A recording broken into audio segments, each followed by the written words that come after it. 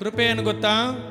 ದೀನನನ್ನು ಧೂಳಿಯಿಂದ, ದರಿದ್ರನನ್ನು ತಿಪ್ಪೆಯಿಂದ ಎತ್ತಿ ಮಹಿಮಾಸನದಲ್ಲಿ, ಏನು ಇಲ್ಲದೆ ಇರುವವನ್ನು ದೇವರು ಎಲ್ಲ ಕೊಟ್ಟು, ಅದೇ ಕೃಪೆ, ಅದೇ ಕೃಪೆ.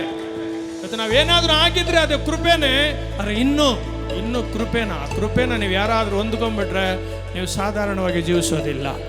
ಈ ಕೃಪೆ ನಿಮ್ಮ ಮೇಲೆ ಬಂದ್ಬಿಟ್ರೆ ದೇಶಗಳಿಗೆ ನೀನು ನನ್ನ ಆಶೀರ್ವಾದ, ಜನಾಂಗಗಳಿಗೆ ನೀನು ನನ್ನ ಆಶೀರ್ವಾದ. ಯೆಹೋವನು ಕೃಪೆಯನ್ನು, ಘನವನ್ನು ದೇವರೊಂದು ಮನುಷ್ಯನ ಘನಪಡಿಸ್ಬಿಟ್ರೆ ಅವನ ಜೀವನ ಪೂರ್ತಿ ತಲೆ ತಗ್ಗಿಸೋದಿಲ್ಲ. ಮನುಷ್ಯನ ಘನಪಡಿಸೋದಕ್ಕಾಗೋದಿಲ್ಲ, ಅದು ಸ್ವಲ್ಪ ಸಮಯ ಅಷ್ಟೇ. ಇವತ್ತಿದ್ದು ನಾಳೆ ಹೋಗ್ಬಿಡುತ್ತೆ.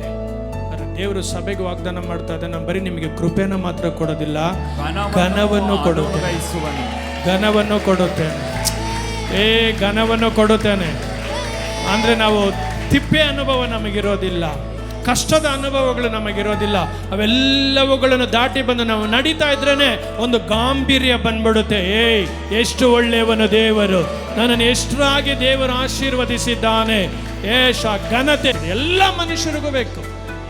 ಇದಿಲ್ಲ ಅಂದ್ರೆ ಕಷ್ಟದಲ್ಲೇ ಇರ್ತೀರಿ, ನೀವು ಶಾಪಗ್ರಸ್ತರೇ ಆಗಿರ್ತೀರಿ, ನೀವು ತಲೆಮಾರು ಸಾಲಗಾರರೇ ಆಗಿರ್ತೀರಿ, ರೋಗಿಗಳೇ ಆಗಿರ್ತೀರಿ.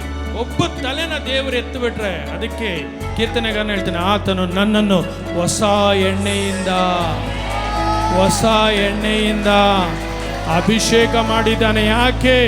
ನನ್ನ ತಲೆ ಎತ್ತಲ್ಪಟ್ಟಿದೆ, ನನ್ನ ತಲೆಯನ್ನು ಎತ್ತುವಂತೆ ಮಾಡಿದ್ದಾನೆ.